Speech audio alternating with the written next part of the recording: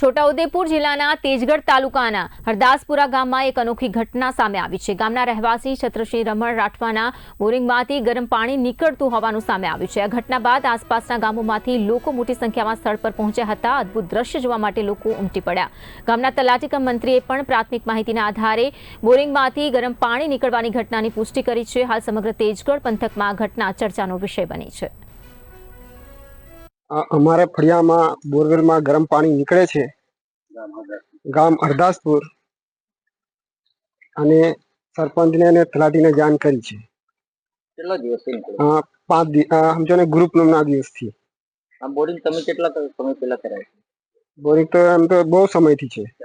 4 वर्ष ना ठंडू हमने 4 દિવસથી નીકળે છે। हाँ 4 જ્યાં થોડા ઘણા દિવસથી લગભગ ઉનાળાના દિવસથી અહીં ગરમ પાણી આવે છે।